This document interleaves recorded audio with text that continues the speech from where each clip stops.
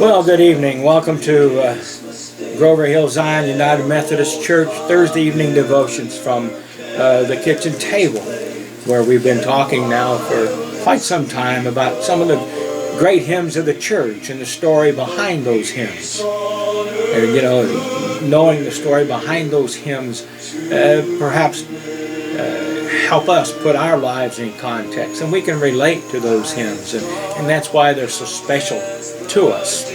Well, the hymn we're looking at tonight, well, we started looking last week at some of the Christmas carols and the story behind some of those.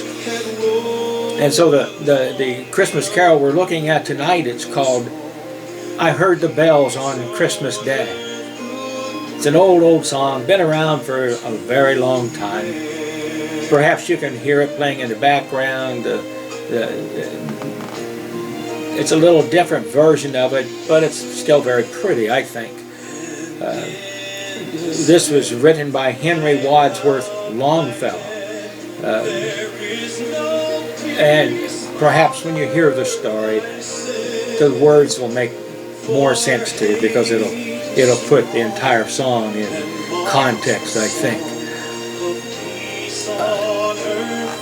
It provides just so much meaning, knowing the story behind it, to the lyrics anyway. The lyrics, the story helps the lyrics have meaning once we understand the context they're in.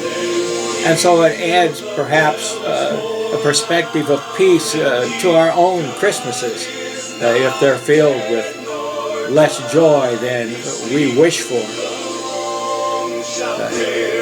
Henry Wadsworth Longfellow was no stranger to tragedy. His first wife died after having a miscarriage. And then in 1861, Longfellow's second wife was burned in a tragic fire, and she later died from the injuries she received in that fire. Longfellow's face became so scarred after becoming burned in that fire as he tried to save his wife that afterwards he could not shave. And if you've ever seen a picture of Longfellow, he always has a long beard, and that's his trademark, is that beard. Well, this must have been a horrible, traumatic way to lose a spouse that he evidently loved very much, and she loved him very much. And not only did Longfellow persist in courting her for years, but she finally agreed to marry him after a courtship of many years. And so it's evident in his writings that he loved his wife very much, and he continued to write about never fully recovering from the loss after her passing. And perhaps you could identify with that. Yeah, you know, some people think that when you lose somebody after just a couple days, you ought to flip a switch, and the hurt and the pain and the mourning and the grieving ought to go away. But it doesn't. It doesn't. And why would you want to cast it off, a love that you've shared for many years? Why not just hold to those memories and cherish that love? Well, after a period of trying to recover from the loss, Longfellow just stopped writing poetry for a while. And to add to his grief, he lived through the Civil War, and as we know from our history, it was a brutal, bloody, awful war. I seem to remember that between the North and the South, there was something like 600,000 military personnel that were killed in that bloody war.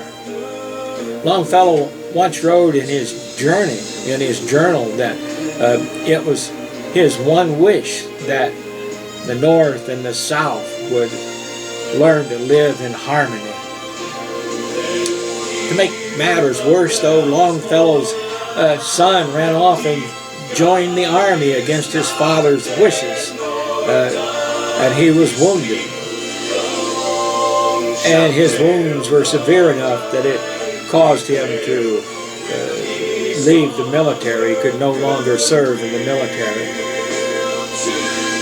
Longfellow's journal entry then for December the 25th, or Christmas Day, in 1862 reads, "Merry Christmas, say the children, but that is no more for me."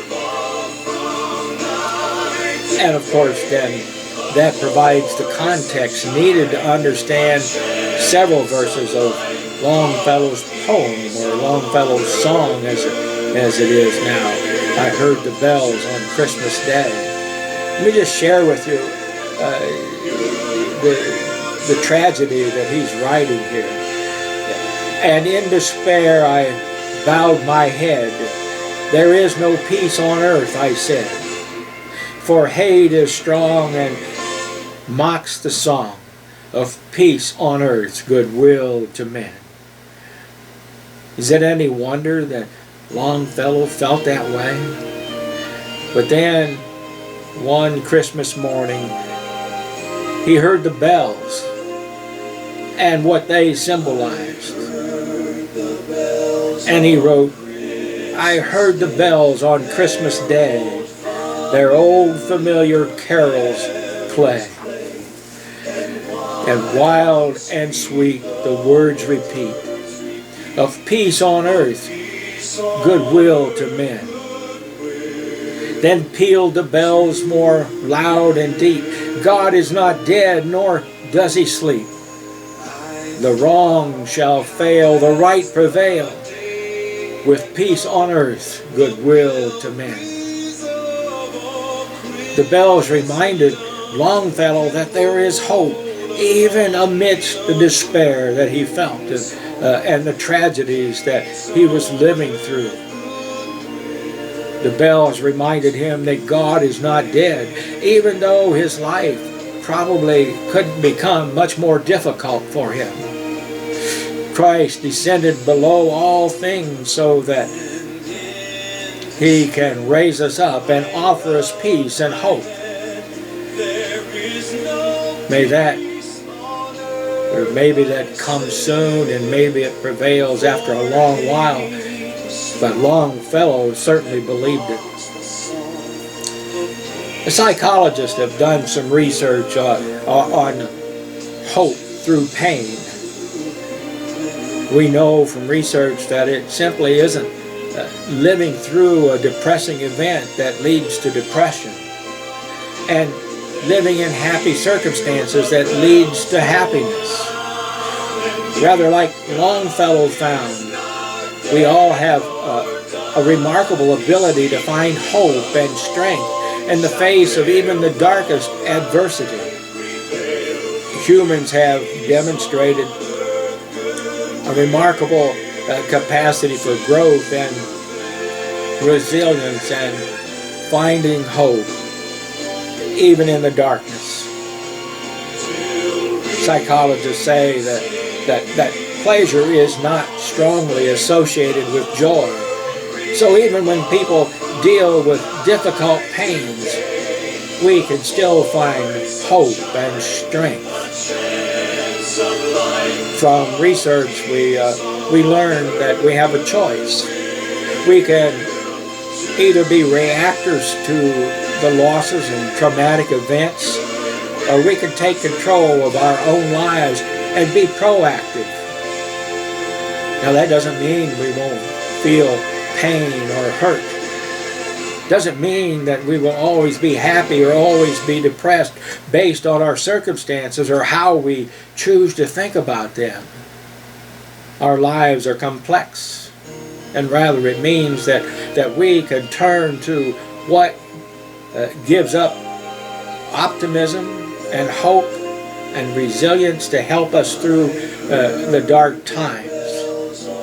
For me and many others, it's turning to Jesus to find hope and peace.